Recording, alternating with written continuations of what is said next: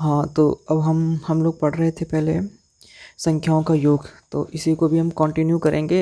वो थोड़ा बिजी हो गया था, इसकी वजह से वीडियो नहीं आ पा रहे थे। तो अभी अभी हम लोग देख लेते हैं कि एक्चुअली हम लोगों को पढ़ना क्या क्या है।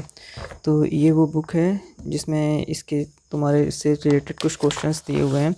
तो इसमें मैंने ये पॉइंट किए हुए हैं, जैसे ये है न्यूमेरिकल एबिलिटी, अंकीय क्षमता, गणितीय संक्रियाएं, मैथमेटिकल ऑपरेशंस, दशमलव, डेसिमल, स्थानीय मान, भिन्न और डिविजिबिलिटी रूल जो मैं पढ़ा रहा हूँ इस समय, उसी में ये वाला टॉपिक है संख्याओं का योग, और मल्टीप्लिकेशन, गुणनखंड और यूनिटरी लॉ मतलब एक एक नियम। तो इसमें इस वाले मतलब जो एक्चुअली ये सारे पार्ट एक ही इसमें टॉपिक में हम लोग कंसीडर करेंगे। ये ये नंबर सिस्टम जो हम लोग पढ़ रहे हैं उसमें ये सारे पार्ट मतलब जितने भी हैं, ये number, numerical ability, mathematical operation, decimal, place value और ये फ्रैक्शन, डिविजिबिलिटी, मल्टीप्लिकेशन और यूनिटरी लॉ, ये हम सब लोग नंबर सिस्टम में ही मान के पढ़ेंगे। ये सारे चैप्टर हम लोग नंबर सिस्टम में मान के पढ़ेंगे। तो अभी इसमें देख लेते हैं। इसके पढ़ने के बाद हम लोग पढ़ेंगे फिर percentage, profit loss, compound interest और सिंपल इंटरेस्ट। एक्चुअली इसमें कोई भी फॉर्मूले नहीं होते हैं। परसेंटेज में पढ़ाऊंगा जब तो तुम्हें काफ़ी अच्छा लगेगा, क्योंकि परसेंटेज में कोई भी फार्मूला नहीं है। प्रॉफिट लॉस में सिर्फ दो मतलब फार्मूले होते हैं कि प्रॉफिट क्या होता है और लॉस कैसे निकालते हैं, बस ये है। और उसके बाद हम लोग पढ़ेंगे ज्योमेट्री, जो बहुत ही सिंपल होता है, और वॉल्यूम। उसके बाद ये एरिया पढ़ेंगे। ये 3 टॉपिक पढ़ेंगे जो कि बहुत ही सिंपल होते हैं। अनुपात, सर्वसमीकरण मतलब ये ट्रिग्नोमेट्री होता है सॉरी। और ये एवरेज भी सिंपल है, ये भी पढ़ा दूंगा। और अलजेब्रा, बीजगणित, इसके भी क्वेश्चन करा दूंगा काफ़ी सारे, मतलब पूरा टॉपिक ही ख़त्म करा दूंगा। तो परसेंटेज देखते हैं इसमें कैसे परसेंटेज, कुछ क्वेश्चन बता देता हूँ कि मतलब कैसे इसमें निकालते हैं, क्वेश्चन कैसे होते हैं, ताकि थोड़ा ईजी लगे, टफ ज़्यादा ना लगे कि कैसे निकालते हैं। मैं बताता हूँ कि परसेंटेज हम लोग पढ़ेंगे कैसे। एक दो क्वेश्चन उसके देख लेते हो तो थोड़ा उसमें क्लियरिटी आ जाएगी कि हाँ हम लोगों को लगाने कैसे हैं। क्योंकि इसमें परसेंटेज में जैसे करके ये काफ़ी इस बुक में फॉर्मूले दिए हुए हैं। जैसे ये फॉर्मूले दिए हुए हैं, संक्षिप्त विधि, किसी आयत की लंबाई में 8% की वृद्धि होने पर उसकी चौड़ाई में कितने प्रतिशत की कमी होगी, इस तरह के काफ़ी हैं। तो इस तरह के जैसे सिर्फ हम लोगों को ये मतलब मैं टेबल याद करा दूंगा कैसे याद करते हैं। बाकी जैसे इसमें जो संक्षिप्त विधियाँ दी हुई हैं, जैसे कि ये संक्षिप्त विधि दी हुई है, ये सब हम लोगों को कुछ नहीं पढ़ना है। किसी आयत की लंबाई में 8% की वृद्धि होने पर उसकी चौड़ाई में कितने प्रतिशत की वृद्धि होगी, ये सब कुछ नहीं पढ़ना है। किसी त्रिभुज में x% की कमी होने पर इसके, ये सब चीज़ कुछ नहीं पढ़ना होता है। मतलब ये सब फॉर्मूले नहीं होते हैं। जैसे ये पढ़ा होगा यदि a% तथा b% दोनों की कमी हो तो कुल कितनी कमी होगी, वृद्धि हो तो a% तथा b% दोनों में वृद्धि है तो कुल कितने प्रतिशत वृद्धि होगी, ये सब चीज़ें हम लोगों को कुछ नहीं पढ़ा होता है। ये सब चीज़ें मतलब जितने फार्मूले तुम याद करोगे उतने ज़्यादा तुम्हें और प्रॉब्लम होगी। तो मैथ में फार्मूले नहीं, बस समझना होता है कि किस क्वेश्चन को कैसे सॉल्व करते हैं। अभी जैसे इसमें काफ़ी सारे इस तरह के क्वेश्चन दिए हुए हैं, एग्जांपल दिए हुए हैं, और जैसे भी मैं पढ़ाऊँगा तब तुम्हें क्लियर समझ में आएगा। अब जैसे कि ये होता है कि इस तरह के क्वेश्चन काफ़ी आते हैं। एक वर्ग की भुजा में 10% की वृद्धि होती है तो उसके क्षेत्रफल में कितने प्रतिशत की वृद्धि होगी। किसी वर्ग की भुजा में 10-20% कमी की जाती है तो उसके क्षेत्रफल में कितने % कमी होगी। किसी आयत की लंबाई में 30% की वृद्धि तथा चौड़ाई में 20% कमी हो जाए तो उसके क्षेत्रफल पर क्या प्रभाव पड़ेगा। इस तरह के काफ़ी क्वेश्चन आते हैं। तो हम लोग सिंपल तुम्हें बताते हैं कि जैसे हम लोग जो क्वेश्चन करेंगे, वो जो मैं तुम्हें तरीके बताऊंगा, ये मेनली कैट के, एमबीए में और बैंक पीओ, एसएससी, इन सब के टीचर मतलब कैसे बताते हैं वो तुम्हें बताऊंगा। जैसे कि ये होता है किसी आयत की लंबाई में, एक एग्जांपल करके बता दे रहा हूँ, थोड़ा पिक्चर इसमें तुम्हें क्लियर हो जाएगी कैसे करते हैं। कह रहा है कि किसी आयत की लंबाई में 30% की वृद्धि तथा चौड़ाई में 20% कमी हो जाए तो आयत के क्षेत्रफल पर क्या प्रभाव पड़ेगा। आयत क्या होता है, ये होता है आयत जिसकी आमने सामने की भुजाएं पैरेलल होती हैं। ये आयत होता है और बराबर होती हैं, पैरेलल होंगी और बराबर होंगी आमने सामने की। तो ये एल है, ये बी है, तो इसका एरिया हो जाता है क्षेत्रफल, मतलब हो जाता है इसका एरिया एल बी, ये हम लोग लिखते हैं। तो कह रहा है कि किसी आयत की लंबाई में 30% की वृद्धि, 30% की वृद्धि। अब जैसे क्या होता है 30% ऐसे लिखा जाता है, मैं तुम्हें परसेंटेज जब पढ़ाऊंगा तो क्लियर समझ में आएगा कैसे होता है। 30% होता है तो हम लोग इसको ये लिखते हैं 30, और परसेंटेज, इस परसेंटेज की वैल्यू होती है 1/100। ये समझ लो, सिंपल इस तरह करके लिखते हैं 1/100।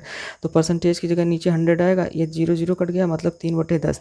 तो मैं बार बार हमेशा ये नहीं लिखूंगा, परसेंटेज की डायरेक्ट वैल्यू लिख दिया करूँगा कि मतलब इसकी फाइनल वैल्यू कितनी आएगी वो लिखेंगे। तो ये क्या कह रहा है, किसी आयत की लंबाई में 30% की वृद्धि होती है। तो अब इस क्वेश्चन को कैसे करते हैं, देखो आयत की लंबाई में, तो एल लंबाई में 30% की वृद्धि होगी, 3/10 हम लोग ऐसे लिखेंगे। अब वृद्धि हो रही है, एल पहले कितना था 10, अब कितना हो गया 13, हम लोग इस तरह करके लिखेंगे एल। और फिर क्या कह रहा था, तथा चौड़ाई में 20% की कमी हो जाती है। 20% की कमी मतलब 1/5, 20/100 लिखेंगे तो 20×5 कमी हो जाती है। पहले इसमें क्या होता है, चौड़ाई में यानी कि एल पहले थी 5, अब 5 में 1 कमी हो गई यानी कि रह गया 4। अब एरिया निकाल लो, एरिया में मल्टीप्लाई कर देते हैं, जब इसका इसमें मल्टीप्लाई करेंगे तो एल भी आ जाएगा, यही हमारा एरिया होता है। क्षेत्रफल पूछ रहा है तो इसका इसमें मल्टीप्लाई करते हैं 50, और 13×4 कितना होगा 52, 13×4 52। अब देखो कितने परसेंट की वृद्धि हो रही है, प्लस 50 में 2 जोड़ेंगे तभी तो 52 होगा, और कितने पे 50 पे जो हमारा इनिशियली होता है, तो 2/50 × 100, तो 50 दूनी 100, 2 दूनी 4, यानी कि 4% की क्षेत्रफल पे क्या प्रभाव पड़ेगा, यानी कि 4% की, और ये प्लस में वैल्यू आ रही है तो 4% की वृद्धि हो जाएगी, यही आया होगा 4%।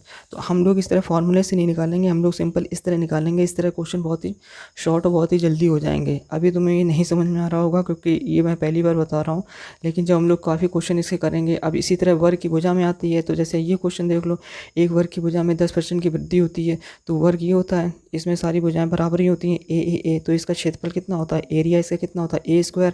तो हमें कह रहा है कि 10% की वृद्धि होती है, यानी कि 10% का मतलब 1/10, वृद्धि का मतलब ये इस वृद्धि का मतलब इस तरह इंक्रीज़ होता है। अभी 10 थी वैल्यू, अब 10 में एक और जुड़ गई, 11 हो गई, ये एरिया हो गया। लेकिन हमें एरिया A² लाना होता है, तो इसी तरह ए की वैल्यू फिर से रख देंगे, 10×11। अब इसका इसमें मल्टीप्लाई करेंगे, A² हो जाएगा, इसमें मल्टीप्लाई करेंगे, इसका इसमें 11 करेंगे 121। अब कितने की, +21 की वृद्धि हो रही है, कितने पे 100 पे, जो हमारी इनिशियल वैल्यू होती है उसको लिख देते हैं, और परसेंटेज की वैल्यू 100 लगा लेते हैं, 100 कट गया तो 21, ये प्लस आ गई ना, +21% ऐसे हम लोग करके आंसर करेंगे। देखो +21% आ गया। तो इस तरह करके क्वेश्चन करेंगे हम लोग परसेंटेज में, मतलब परसेंटेज में तुम्हें कोई भी फॉर्मूला मैं नहीं याद करूँगा। ये सारे क्वेश्चन जैसे ये किसी कस्बे की जनसंख्या इतनी है, 2005 में इतनी थी, लगातार बढ़, तुम्हें ये 5 ये बढ़ते बढ़ते बढ़ती है ना, यानी कि इंक्रीज होती है। 5% का मतलब क्या होगा, 1/20। 10% का मतलब क्या होगा, 1/10। 15% का मतलब क्या होगा, 5 से काट दो तो 3/20। इस तरह करके हम लोग लिखेंगे। तो ये सब फॉर्मूले इस तरह लगाने की कोई ज़रूरत नहीं है, ये सब मतलब कंफ्यूज करने के लिए दिए रहते हैं। तो इसी हम लोग पढ़ लेंगे टॉपिक प्रतिशत। उसके बाद हम लोग इसी तरह पढ़ेंगे प्रॉफिट, और ये प्रॉफिट एंड लॉस पढ़ेंगे। तो इसमें भी इसमें खाली 2 फॉर्मूले लगेंगे, प्रॉफिट कैसे निकालते हैं और लॉस कैसे निकालते हैं, ये बता दूंगा। फिर इसी तरह कंपाउंड इंटरेस्ट, फिर सिंपल इंटरेस्ट पढ़ेंगे और कंपाउंड इंटरेस्ट पढ़ेंगे। अब मान ली सिंपल इंटरेस्ट का कोई यूज़ नहीं रह गया है, अब जहाँ भी बैंक में या हर जगह कहीं भी यूज़ होता है तो कंपाउंड इंटरेस्ट ही होता है। तो अभी हम जब लोग पढ़ेंगे तब मैं इसमें तुम्हें बताऊंगा कि सिंपल इंटरेस्ट और कंपाउंड इंटरेस्ट में क्या डिफरेंस रहता है। इसके बाद क्या है, हाँ इसके बाद हम लोग एरिया, इसके बाद ज्योमेट्री पढ़ लेंगे, या फिर वॉल्यूम। वॉल्यूम बहुत सिंपल होता है, वॉल्यूम में मैं क्वेश्चन जब कराऊंगा तब तुम्हें क्लियर हो जाएगा। तो ये सब चीज़ें मैंने बता दी हैं कि हम लोग क्या क्या पढ़ेंगे इसमें। और ये SCF एंड LCM भी इसी में करा दूंगा, मतलब इसमें नंबर सिस्टम भी हम लोग चल रहा है, तो ये टॉपिक, इसके सारे क्वेश्चन, और ये एक एक विभाज्यता से एक एक नियम, और LCM एंड SCF, तो इसमें अभी 3 से 4 लेक्चर और आएंगे। तो ये सब कंप्लीट हो जाएगा, 3 से 4, 4 से 5 लेक्चर हो सकते हैं। 5 लेक्चर में कोशिश करूँगा सारा कंप्लीट करा दूँ। तो ये चीज़ तो हो गई है। अब हम लोग कहाँ पे थे, संख्याओं का योग। अब इसमें क्वेश्चन बता देता हूँ मैं, इसमें हम लोगों को क्वेश्चन कैसे लगाने हैं। संख्याओं का योग तो कैसे कह देगा, इसमें हम लोगों को ऐसे कह देगा, जैसे कह देगा कि 1 से लेके 100 तक, ऐसे कह देगा कि 100 तक की संख्याओं का योग निकालो। मतलब जैसे हम लोग लिख देंगे 1 + 2 + 3 + 4 + 5 + 100 तक का योग निकालो, कि मतलब इन सारी संख्याओं को जोड़ेंगे तो हम लोगों का योग कितना आएगा, इस तरह क्वेश्चन कहेगा। और इसमें बहुत से टाइप आएंगे, फिर इसमें ये भी कह देगा कि 1 से लेके 100 तक की जो विषम संख्याएँ आएंगी उनका योग निकालो, जैसे 1, 3, 5, 7, 9, 11, 13, 15, 17, 18, 17, 19 ऐसे करके विषम संख्याओं का योग निकालो। फिर कह देगा सम संख्याओं का योग निकालो। ये भी कह सकता है कि स्क्वायर का, जैसे 1 से लेके 10 तक की संख्याओं का स्क्वायर जो होगा उनका सम निकालो। फिर कह देगा 1 से लेके 10 तक की संख्याओं के क्यूब का सम निकालो। तो इस तरह के ये सारे मैं फॉर्मूले लिखा देता हूँ और इस पर क्वेश्चन बता देता हूँ कैसे कैसे आएंगे। तो हम लोग ये टाइप है संख्याओं का योग। तो इसमें फर्स्ट पढ़ते हैं हम लोग, टाइप 1। इसमें पढ़ते हैं टाइप 1 में क्या पढ़ते हैं, प्रथम ये n लिखा हुआ है, n मतलब नंबर है, प्रथम n प्राकृत संख्याओं का योग।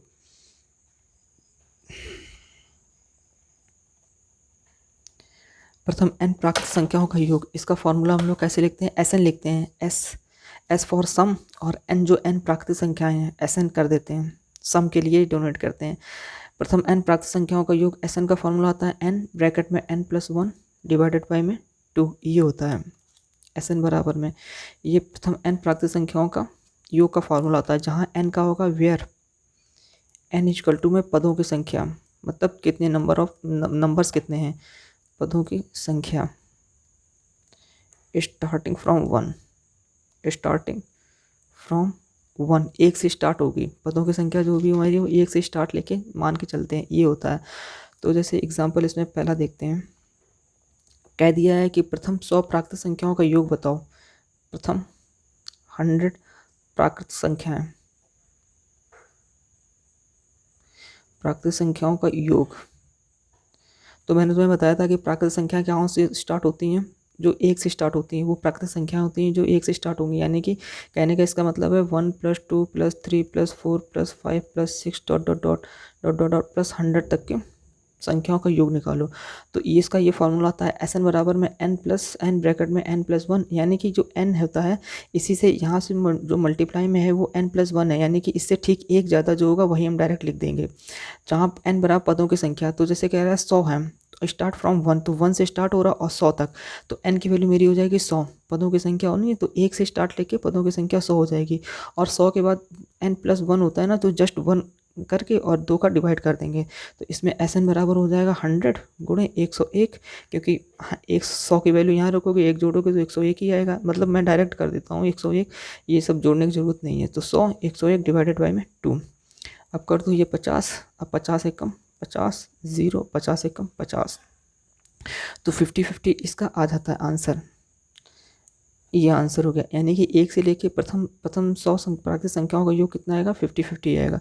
अब दूसरा देख लेते हैं, प्रथम मान लिया कह दिया 50 प्राकृतिक संख्याओं का योग, प्रथम 50 प्राकृतिक संख्याओं का योग, तो इसमें क्या लिखेंगे, इसमें लिखेंगे Sn प्रथम 50, यानी कि एक से कह रहा है 50 तक, तो 50 गुणे एक, इससे एक एक्स्ट्रा क्योंकि इससे +1 होता है, तो 50 × 51 डिवाइडेड बाई में 2, तो 25 का डिवाइड कर दो तो कितना आ जाएगा 5100 डिवाइडेड बाई 4। अभी इसका कर दो, ये मैंने 25 को मतलब 100/4 लिख देते हैं ना, 25 बटा क्या होता है 100/4, तो 4 से डिवाइड कर दो, देखो 4 एकम 4, 1 4 दूनी 8, कितना 30, 4 सत्ते 28, 2 4 पंचे 20, ये आ जाएगा 1275, इसका ठीक आधा ही आएगा सॉरी इसका आधा आएगा, नहीं इसका आधा नहीं आएगा, इसमें ये फॉर्मूला लग जाएगा, क्योंकि आधा का मतलब वो 1 से 50 तक होगा, बस 50 के ऊपर जाएगा, 61 मतलब 51 52 53 54, तो ये इसका जस्ट आधा नहीं होता, ये अलग आता है फॉर्म, इसका ये सम इसका अलग आता है, वो आधा नहीं होगा प्रथम 50 प्राकृतिक संख्याओं का योग ये आ गया। अब जैसे तीसरा एग्जाम्पल कर देता है, अगर जिस तो हमने स्टार्ट से माना है, प्रथम से माना है, प्रथम 50 संख्या मतलब 1 से हम लोग स्टार्ट करते थे, लेकिन अगर 1 से स्टार्ट ना करके कहीं और से स्टार्ट करता है, जैसे 6 से स्टार्ट कर देता, मान लिया 6 + 7 + 8 + 9 +... मान लिया कर देता +20 तक का योग क्या होगा। अब हमें तो मालूम है कि 1 से 20 तक की संख्याओं का हम मतलब प्रथम से लेके और 20 तक की संख्याओं का योग निकाल सकते हैं, लेकिन हमें तो 6 से लेके 20 तक का पूछा है, तो हम लोग क्या करते हैं इस तरह के क्वेश्चन में, हम 1 से लेके 20 तक की संख्याओं का योग निकाल के 1 से लेके इसके आगे 5 तक मान लिया हम लोग लिख देते हैं, 1 से लेके 5 तक की संख्याओं का योग घटा दें तो हमारी इतनी संख्याओं का योग आ जाएगा। तो 1 से लेके 20 तक की संख्याओं का मान लिया, इसके आगे हमारा लिखा होता है, इसको हम ऐसे लिख देते हैं, मान लिया समझाने के लिए 6 + 7 + 8 9 + 10 +20। देखो मेरा कहने का मतलब क्या है, अगर हम क्या करते हैं इसको 1 से लेके स्टार्ट कर दें, मतलब 1 से स्टार्ट कर देते हैं, 1 + 2 + 3 + 4 + 5 और +6, इस तरह करके संख्या हमें तो ये निकालना है। अब अब हम किसी संख्या में अगर हम ये जोड़ रहे हैं तो हमें यही घटाना पड़ेगा, माइनस क्या घटाना पड़ेगा 1 + 2 + 3 + 4 + 5, यही घटाना पड़ेगा। अब देखो इसकी इक्वेशन पे कोई फ़र्क नहीं पड़ेगा, ये सारा सम इसके सारे सम से ख़त्म हो जाएगा, तो हमारा यही बचेगा। तो इस तरह के क्वेश्चन में जब भी हम करेंगे, जब 1 से स्टार्ट नहीं होता है लेकिन हमारा फार्मूला तो 1 से है ना, स्टार्टिंग फ्रॉम 1, तो इस तरह के क्वेश्चन में क्या करेंगे, हम 1 से लेके 20 तक का निकाल लेंगे, उसको यहाँ रख देंगे, माइनस कर देंगे, और ये 6 से है यानी कि इससे पहले क्या होगा 5 होगा। तो 1 से लेके 5 तक की संख्याओं को जैसे हमने ये लिख दिया है, जैसे हमने 1 से 20 तक की संख्याओं का योग यहाँ लिख देंगे, और फिर 1 से 5 तक की संख्याओं का जो हमने इसमें जोड़ा था, मतलब इसके आगे जो हमने कंसीडर किया था वही घटा देंगे, तो हमारा सम आ जाएगा। तो इसका तो देखो 1 से लेके 20 तक का कितना होगा, 20 × 21 डिवाइडेड बाई 2 माइनस, और इसका कितना होगा 5 × 6 डिवाइडेड बाई 2। इस तरह करके करेंगे। तो इसको घटा देते हैं, 10 आ जाएगा। तो ये तो कितना हो जाएगा 21 × 10 210, और ये कर देते हैं 2 3 6 5 तरीके कितना हो जाएगा 15। अब 210 में से 15 घटा दो, कितना आ जाएगा 10 में से 5 या 5, 1 1 9, और ये 1 आ जाएगा 195, ये हमारा आंसर आ जाएगा। तो इस तरह करके करते हैं। कोई भी क्वेश्चन हो इस तरह का। अब दूसरा और एक क्वेश्चन और देख लेते हैं इसी तरह का। जैसे लिखा है 101 + 102 + 103 + 104 प्लस डॉट डॉट डॉट, मान लिया कह देता है 200 तक का योग क्या होगा। तो हम लोग क्या करते हैं, पहले 1 से लेके 200 तक का हम योग निकाल सकते हैं इस फॉर्मूले से। 1 से लेके 200 तक का निकाल दिया। अब देखो हमें पूछा है 101 तक, तो इससे पहले क्या होगा, इससे पहले 100 होगा। तो 1 से लेके 100 तक का संख्याओं का योग इसमें से घटा देते हैं, तो हमारा इसका योग आ जाएगा। तो 1 से लेके 200 तक हम इसमें तो हमें बताना कहाँ से है, 101 से है, लेकिन हम कंसीडर कर लेते हैं 1 से। तो 1 से 200 तक का कितना आ जाएगा 200 × 201 डिवाइडेड बाई 2। और इससे पहले बताना तुम्हें इसका योग है ना, तो इससे पहले क्या संख्या होगी 100 होगी। तो फिर 1 से लेके 100 तक का सम घटा देते हैं इसी में से, तो कितना आ जाएगा 100 × 101 डिवाइडेड बाई 2। अब करो इसको, 2 एकम 2 डबल 0, ये कितना आ जाएगा 50। तो ये कितना हो जाएगा 21, मतलब 201 और 00 आगे लग जाएगा, 201 और 00। अब ये कितना आ जाएगा 50। तो इसको हम लोग कैसे सॉल्व करते हैं, 50 का इससे मल्टीप्लाई कर देते हैं, 50 एकम 50, 50 एकम 50, ये आ जाएगा 50 50। तो इसमें से घटा देते हैं 0, 10 में 5 या 5, और यहाँ बचा 0, तो ये आ जाएगा 0 तुम्हारा। और ये घटा रहे हैं ये संख्या, तो यहाँ पे कितना आ जाएगा 1, तो यहाँ पे आ जाएगा, नहीं सॉरी, यहाँ पे कितना बचेगा 5, तो ये 5 हो जाएगा, और ये बचेगा 1, 2 की जगह 1 आ जाएगा। तो ये इतना आ जाएगा आंसर हमारा। इस तरीके के करेंगे क्वेश्चन हम लोग। और देख लेते हैं क्वेश्चन। कोई भी संख्या कहते हैं, अगर कहते हैं जैसे तुमसे कह दिया स्टार्ट, मैं कोई और एग्जांपल दे देता हूँ। जैसे अगर इसने 16 से स्टार्ट कर दिया, 16 + 17 + 18 और प्लस डॉट डॉट डॉट, मान लिया इसलिए ले जाता है 25 तक, या 25 तक इसने ले कर दिया इस तरह। तो हम लोग क्या कर देंगे 1 से 25 तक का निकाल देंगे। 1 से हमेशा स्टार्ट करते हैं, पदों की संख्या कहाँ से स्टार्ट होगी, स्टार्टिंग फ्रॉम 1। तो 1 से लेके 25 तक का सम हम निकाल लेंगे। एक्चुअली इसको हमने बताया ना कि इस तरह करके हम लोग लिखते हैं। तो पहले क्या हमने निकाला 1 से 20 तक का संख्याओं का सम ये निकाल लिया, बट एक ये हमने ऐड किया था तो यही माइनस करेंगे। तो 1 से लेके 5 तक का फिर हम ये इस तरह कर ये माइनस कर देते हैं, क्योंकि ये माइनस है। तो इसी तरह हम करेंगे, पहले 1 से 25 तक का सम लिख लेंगे, 25 × 26 डिवाइडेड बाई 2, और माइनस 1 से लेके 15 तक का सम, मतलब 1 से लेके 15 तक जो जोड़ा था वही घटा देंगे। तो 15 × 16/2। अब इसको सॉल्व कर लो, 2 एकम 2, 2 3 6, और इसको काट दो, 2 8 16। तो 25 × 13 क्या रहेंगे, 25 का मल्टीप्लाई करने का क्या बताया 00। 25 को क्या लिख सकते हैं 100/4, तो 00/4। तो इसको उसको घटाओ, कितने डिवाइड करो, कितना आएगा 4 तरीके 12, 1 बचा 10 हो गया, 4 दूनी 8 और 4 पंचे 20, ये हो जाएगा। अब ये कर लो 15 8 120। अब ये घटा दो, कितना आ जाएगा, ये 5 आ जाएगा, ये 0 आ जाएगा, ये 3 में से गया 2, तो 205, ये इसका आंसर आ जाएगा। तो इस तरह करके हम लोग करेंगे। और अब दूसरा टाइप देखते हैं। इसमें इतने अब समझ में आ गया। अब दूसरा टाइप देखते हैं हम लोग। अब हम लोग दूसरा टाइप देखते हैं। ये इस तरह क्लियरिटी कर लेना, अगर ना आए तो मैं तुम्हें फिर से बता दूंगा, बता देना अगर समझ में नहीं आया, क्योंकि इस तरह के काफ़ी क्वेश्चन आगे भी आएंगे अगर ये चीज़ नहीं समझ में आई। वैसे यहाँ पे तो मैंने समझाने की कोशिश की है, ना समझ में आए फिर भी बता दूंगा अगर मैं। अब टाइप दूसरा देखते हैं हम लोग, टाइप सेकेंड। इसमें क्या कर रहा है, प्रथम जैसे अभी क्या कर रहा है, प्रथम n प्राकृत संख्याओं का योग। अब क्या कहता है, प्रथम n विषम प्राकृत संख्याओं का योग, मतलब विषम संख्याओं का योग तुम्हें बताना होगा। प्रथम n विषम संख्याओं का योग।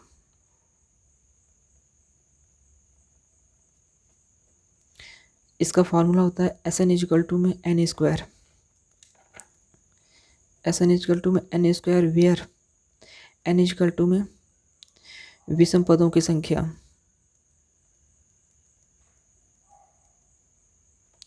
Starting from 1। ये 1 से स्टार्ट होगा, क्यों, क्योंकि 1 भी एक विषम संख्या होती है। अब जैसे इसमें एग्जांपल दे देते हैं। जैसे मैंने सिंपल एग्जांपल दिया, जैसे मैंने लिख, जैसे ये है प्रथम n विषम संख्याओं का योग है, तो जैसे मैंने लिखा प्रथम प्रथम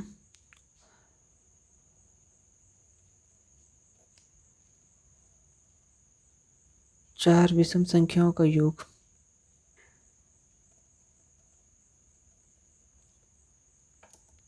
तो क्या होगी 1 + 3 + 5 + 7 इजिकल टू में कितना आएगा 3 3 और 1 4 5 और 9 9 7 16। तो इस तरह करके ये 16 आंसर आएगा। बट ये तो प्रथम 4 विषम संख्याओं का योग दिया, अगर ये 4 ना कहकर अगर 14 कह देता तो हम लोगों को ये ऐड करना बहुत मुश्किल हो जाता। लेकिन ये आता कैसे है 16, देखो इस फॉर्मूले से ही आता है। तो n क्या है, विषम पदों की संख्या स्टार्टिंग फ्रॉम 1, तो 1 से स्टार्ट होती है। और पदों की संख्या देखो, पदों की संख्या कितनी आएगी 1 2 3 4, यही कहा 4 विषम संख्याओं का योग। तो इसका एक सिंपल तरीका ये होता है, हम लोग इस तरह नहीं करते हैं, हम लोग ऐसे फॉर्मूला लगाएंगे SN इजिकल टू में n स्क्वायर है, n कितना है 4 है, तो 4 4 का स्क्वायर 4 का स्क्वायर 16। तो इस तरह करके हम लोग क्वेश्चन करेंगे, मतलब ऐसे नहीं करेंगे कि जोड़ने बैठ गए, हम लोग डायरेक्ट फॉर्मूला लगा देंगे SN इजिकल टू में 16, इस तरह करके करेंगे हम लोग। और देख लेते हैं दूसरा एग्जांपल।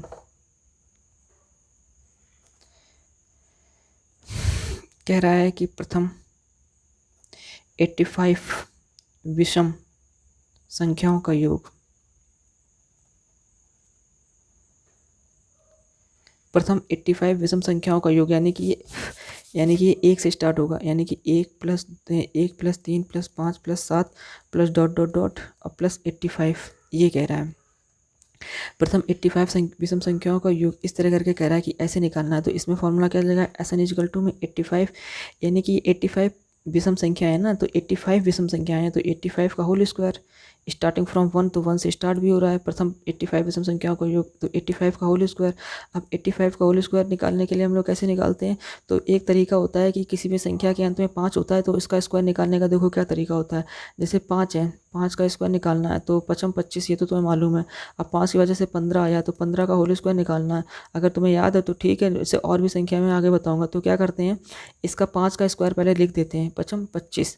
अब इस संख्या के आगे एक जोड़ के इसमें मल्टीप्लाई कर देते हैं, तो इसमें एक जोड़ो, तो इस संख्या ये 1 है, 1 में 1 जोड़ेंगे तो 2 हो जाएगा, तो 2 का इसी में मल्टीप्लाई कर दो, 2 1 कम 2, ये आ जाता है। अब जैसे करते हैं 25, तो 5 25, तो इसको लिख दिया। अब 2 में 1 जोड़ देते हैं, मतलब 1 जोड़ के इसी मल्टीप्लाई कर देते हैं, तो 2 और 1 3 और 3 दूनी 6, तो 625। जैसे लिखा है 35 35 का। अब हम ये स्क्वायर बता रहे हैं कि जिसके अंक में 5 होता है उसका स्क्वायर डायरेक्ट कैसे निकालते हैं। जैसे यहाँ 85 है ना, तो मुझे निकालना होगा तो मैं डायरेक्ट लिख दूंगा 5 25 और इसके आगे 1 जोड़ूंगा, 8 1 9 9 8 72, तो ये इसका डायरेक्ट आंसर आ जाएगा, इतना आ जाएगा।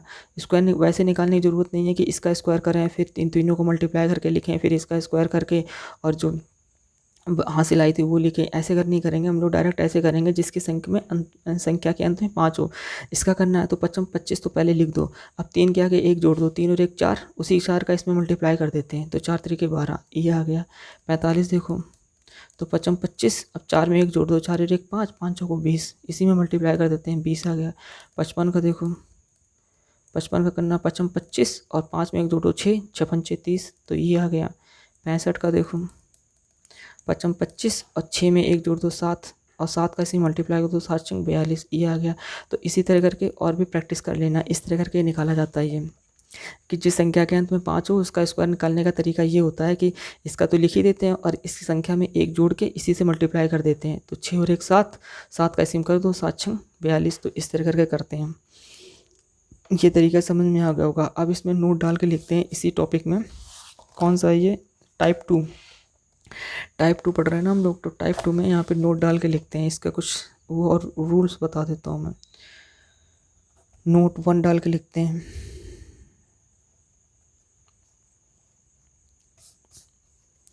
इसका पहला पॉइंट देखते हैं। इफ़ मतलब मान लेते हैं इफ़ n जो कि पदों की संख्या है, मतलब n पदों की संख्या, इसमें जो तरीका बताता हूँ मैं, पहले बता देता हूँ कि हम लोग किस तरह करेंगे तो तुम्हें ज़्यादा समझ में आ जाएगा, लिखने की कोई ज़रूरत नहीं है, समझ में भी आ जाएगा। ऐसे कहते हैं, जैसे मैंने कहा कि 1 से लेके 10 तक, 1 से लेके 10 तक में 1 से लेके 10 तक की संख्याओं में कितने सम पद होंगे और कितने विषम पद होंगे, वो तरीका मैं बता रहा हूँ कि कैसे निकालते हैं। जैसे हमने कह दिया 1 से 50 तक, 1 से लेके 50 तक की संख्याओं में कितनी सम संख्याएं हैं और कितनी विषम संख्याएं हैं। 1 से लेके 51, जैसे मैंने पूछा 1 से लेके 85 तक में कितने सम संख्या होंगे कितनी विषम संख्या होंगी, तो इसके निकालने का तरीका क्या होता है। तो इसको मैं अभी लिख दे रहा हूँ, पहले समझा दे रहा हूँ इसको कैसे निकालते हैं। जैसे अगर मैंने कह दिया कि 1 से लेके 10 तक की संख्याओं में कितनी सम संख्याएं कितनी विषम संख्याएं हैं, यानी कि जैसे 1 से लेके 10 तक की संख्याएं हैं, इसमें कितनी सम संख्याएं कितनी विषम संख्याएं, तो इसको कैसे निकालते हैं। तो क्या करते हैं कि जहाँ तक निकालने के लिए जिस संख्या तक निकालने तक पूछा जाए, अगर वो सम संख्या विषम संख्या ये हम देखते हैं। तो ये 10 तक निकालने के लिए कहा जाता है, तो 10 क्या है, 10 एक सम संख्या है। तो सम संख्या अगर होती है तो उसमें सम और विषम पद निकालने के लिए कुछ नहीं करते हैं, बस उस संख्या का आधा कर देते हैं। तो इस संख्या का आधा कर दो, 10 का आधा क्या होगा 5, तो इसमें 5 ही सम होंगे और 5 ही विषम होंगे। देखो बताता हूँ, 5 सम होंगे और 5 ही सम है, इसमें 5 ही विषम है। कैसे, वो देखो जैसे हमने लिखा 1 2 3 4 5 6 7 8 9 और 10, तो देखो सम संख्या क्या आ गई 2 4 6 8 और 10, तो 1 2 3 4 5, 5 सम आ गई। अब देखो विषम 1 2 3 4 5, अब 5 ही विषम आ गई। तो मैंने क्या कहा, अगर सम संख्या है तो उसका हाफ कर देते हैं, उतनी सम आते हैं पद उतने ही विषम आते हैं। लेकिन अगर ये 10 ना होकर 11 होते हैं, अगर हम कहते हैं 1 से लेकर 11 तक में कितनी सम संख्या होंगी कितनी विषम संख्या होंगी, ये निकालना होता है। तो क्या कर देते हैं, इसी संख्या के आगे एक जोड़ के 2 का डिवाइड कर देते हैं, तो हमारे विषम पद आते हैं। तो इस संख्या जैसे 11 है, तो 11 के आगे एक जोड़ के 2 का डिवाइड कर दो, तो 11 और 1 12, 12 डिवाइडेड बाई 2 मतलब 6, तो 6 आते हैं, ये हमारे विषम पद आते हैं। और इसी में से जब 6 विषम पद आ गए और 11 पद थे और 6 विषम पद आ गए, तो सम पद कितने बचे 5, तो 5 ये सम संख्याएँ आएंगी। और सम संख्या निकालने का मतलब टीचर ये बताते हैं कि n+1 डिवाइडेड बाई 2 विषम संख्याएं आती हैं और n-1 डिवाइडेड बाई 2 सम संख्याएं आती हैं। तो ये सब चीज़ें याद ना रखो, सिर्फ इतना याद रख लो कि अगर अगर हम लोग पद देखते हैं, अगर सम पद है या विषम पद है ये देखते हैं हम लोग। तो अगर विषम पद है तो इसमें क्या करते हैं, एक जोड़ के 2 का, विषम पद है तो एक जोड़ के 2 का डिवाइड कर देंगे, वही विषम पद आएगा। सम है तो सम में क्या करते हैं, डिवाइडेड बाई 2 कर देते हैं, वही सम होती है वही विषम होती है। अब विषम पद विषम संख्या, जैसे किसी ने कह दिया कि 1 से लेके 85, 85 कहा, 85 विषम पद है, तो किसी ने कहा कि 1 से लेके 85 तक में कितने सम पद होंगे कितने विषम पद होंगे। तो कुछ नहीं, विषम पद विषम संख्या है तो विषम पद पहले हम लोग लिखते हैं। तो विषम पद लिखने के लिए विषम संख्या विषम पद लिख लेते हैं। तो क्या करते हैं, 85 में 1 जोड़ देते हैं, 85 और 1 86, तो 86/2, तो 2 चौको 8, 2 तियाँ 6, 43, यानी कि इसमें 43 पद विषम होंगे और 43 से ठीक एक कम सम होंगे, यानी कि 42। अब जोड़ लो, 3 2 5 और 4 4 8 आ गए 85 पद। तो विषम, ये मतलब विषम पद, विषम अगर संख्या दी जाती है तो इसमें विषम पद पहले, मतलब विषम जो हम लोग +1 जोड़ के a डिवाइडेड बाई 2 करेंगे, ये विषम पद आता है। और इसे ठीक एक पद कम होगा, वही हमारा सम पद आ जाएगा। यहाँ से देख लो, जैसे हमने 1 से 11 तक का बोला, इसका एग्जांपल करा के दिखा देता हूँ कैसे आता है। 1 से 11 तक का हमने बोला, तो लिख लेते हैं 1 2 3 4 5 6 7 8 9 10 और 11। अब हमने 11 बोला, ये विषम पद है, तो इसमें एक जोड़ के 2 का डिवाइड कर देंगे, वो विषम पद आ जाएगा। तो 11 और 1 12, 12 डिवाइडेड बाई 2 मतलब 6, तो 6 विषम आ गए और इससे एक कम 5 सम आएंगे 1 से 11 तक की गिनती में। अब देख लो, 2 4 6 8 10, बस। तो 1 2 3 4 5, ये 5 सम पद आ गए। अब विषम देख लो, 1 3 5 7 9 और 11, तो 1 2 3 4 5 6, 6 विषम पद आ गए।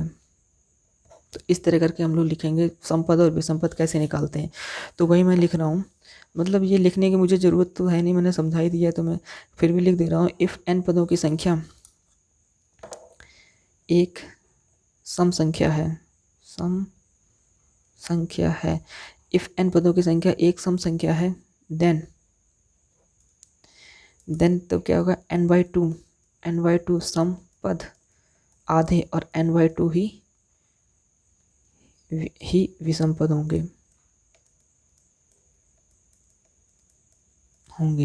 इफ़ n पदों की संख्या एक सम संख्या है, जैसे कह दिया कि 1 से लेके 100 तक, ये 100, 1 से लेके 100 तक में कितने सम होंगे, कितने विषम होंगे। तो 100 ये क्या है, एक सम संख्या है, तो इसके आधे कर दो 50, यानी कि 50 ही इसमें सम होंगे और 50 ही विषम होंगे। तो 50 इसमें सम होंगे और 50 ही इसमें विषम होंगे। बट अगर यही 101 होता है तो हम लोग क्या करते हैं, 101 विषम एक विषम संख्या होती है। तो विषम संख्या के लिए पद निकालने के लिए होता है, उसमें 1 जोड़ देते हैं, 2 का डिवाइड कर देते हैं तो वो हमारा विषम पद आता है, और उससे 1 कम कर देते हैं तो हमारा वो सम पद आता है। लेकिन मैं लिख देता हूँ, इसमें जो रूल होते हैं वो बता देता हूँ। इफ n पदों की संख्या एक विषम संख्या है, देन तब क्या करेंगे, एक विषम संख्या है देन तब क्या करेंगे, तब करेंगे n+1 डिवाइडेड बाय 2, ये हमारा विषम आएगा, और n-1 डिवाइडेड बाय 2 ये हमारा सम आएगा। तो ये निकालने की तुम्हें ज़रूरत नहीं है, ये सब चीज़ें निकालने की, खाली तुम विषम निकाल लो। मतलब अगर विषम संख्या आएगी तो उसमें 1 जोड़ के 2 का डिवाइड कर दो, वो विषम आएगी, उससे 1 माइनस कर दोगे तो सम आएगी। और ये भी रखोगी अगर n-1 डिवाइडेड बाई 2, तब भी वो बात वही रहेगी। तुम करके देख लेना, अभी मैं तुम्हें दिखा दे रहा हूँ। जैसे मैंने कहा 1 से लेके 101 तक में कितने सम होंगे, कितने विषम होंगे। तो हमने 101 विषम संख्या है, तो इसमें क्या करते हैं, 1 जोड़ के 2 का डिवाइड कर देंगे। तो इसमें 1 जोड़ो, जैसे मैंने क्या कहा, 1 है, 1 से लेके 101 तक, तो इसमें 1 जोड़ो यानी कि 102, और 2 का डिवाइड कर दो। देखो 2 पंचे 10, 2 एकम 2, 51, यानी कि इसमें क्या आ जाएगा, इसमें 51 विषम पद हो देंगे, विषम पद, और 51 से एक कम सम पद। अब दोनों को जोड़ लो, 100 आएगा, 51 और 50 101। लेकिन इस फॉर्मूले से देखो यही आएगा। तो n क्या है मेरा, n-1 डिवाइडेड बाई 2, ये सम पद आते हैं। लगा लो n की वैल्यू कितनी है, 101। तो देखो 101 और -1 डिवाइडेड बाई 2, यही वाला फॉर्मूला लगाया है हमने यहाँ पे। n की वैल्यू कितनी है, 101 तक कह रहा ना, 101, तो 101 -1 डिवाइडेड बाई 2, तो 101 में 1 गया, 100 डिवाइडेड बाई 2 डिवाइड, ये 50, वही मैंने लिखा 50 भी संपद, 50 संपद। तो कहने का मतलब क्या है, अगर संपद दिया जाए, मतलब संपद दिया जाए, ये सम दिया जाए कि 1 से लेकर 100 तक संपद है, तो कितने सम होंगे, कितने विषम होंगे, वो निकाल लेंगे। अगर ये विषम पद पूछा जाए, जैसे 101 विषम आ जाएगी संख्या, तो इसमें क्या करते हैं, विषम पद के लिए क्या करते हैं, 1 जोड़ के 2 का डिवाइड करते हैं, वही मेरा विषम पद आता है, और उससे 1 कम सम पद आ जाता है। तो ये मैंने समझा दिया तुम्हें। अब और एग्जाम्पल इसका और देख लेते हैं। जैसे कह दिया कि 1 से लेके 51 तक, 1 से 51 तक में कितने समपद होंगे, कितने विषम होंगे, कितने समपद और कितने विषम पद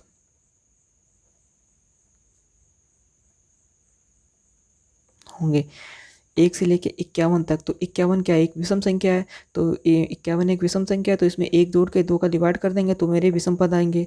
तो देखो इसमें 1 जोड़ के 2 का डिवाइड कर दो, 52/2, तो 2 दूनी 4, 2 छंग 12, तो 26 मेरे विषम पद आ गए, और 26 से 1 कम कर दो यानी कि 25, तो 25 मेरे सम पद होंगे।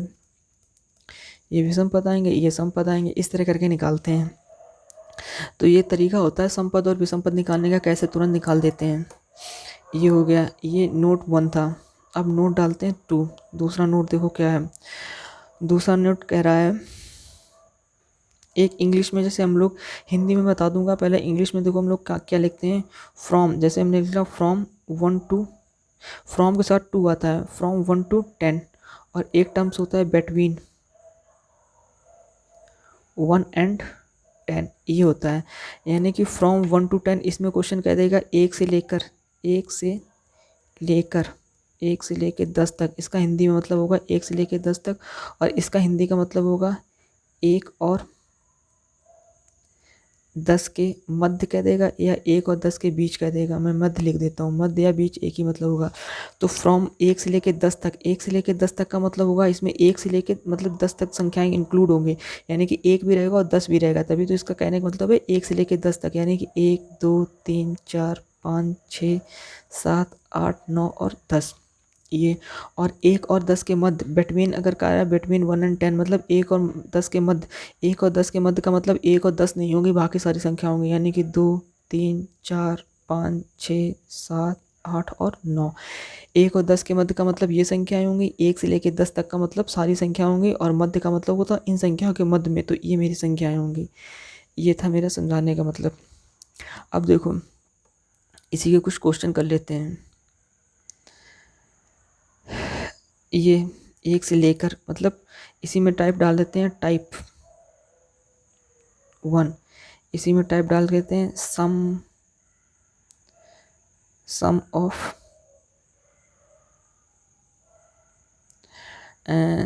सम ऑफ नहीं लिखते हैं, ऐसे लिखते हैं सम, मतलब ऐसे नहीं लिखते हैं, जैसे लिखते हैं लेकर का सम, ऐसे लिख देते हैं। एक से लेकर मतलब कोई भी संख्या आएंगे इसके लेकर का सम करके लिखते हैं हम, ये इस तरह का। अभी तुम्हें समझ में आ जाएगा। और फिर लिखते हैं बिटवीन एक और कोई भी संख्या देगी उसके मध्य का सम हम लोग कैसे निकालते हैं। तो जैसे ये क्वेश्चन दे रहा है, जैसे ये हमने लिख दिया, इस मतलब टाइप में डाल दिया। अब इसका क्वेश्चन देखो कैसे आएगा।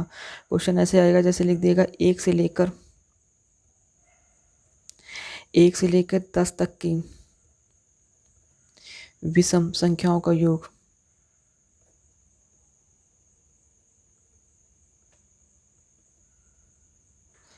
अब 1 से लेकर 10 तक की विषम संख्याओं का योग, मतलब इसमें 1 से इंक्लूड है विषम संख्याओं का योग का फॉर्मूला हमने क्या बताया था, n स्क्वायर, ये बताया ना, n square from where n विषम पदों की संख्या स्टार्टिंग फ्रॉम 1 से स्टार्ट होती है।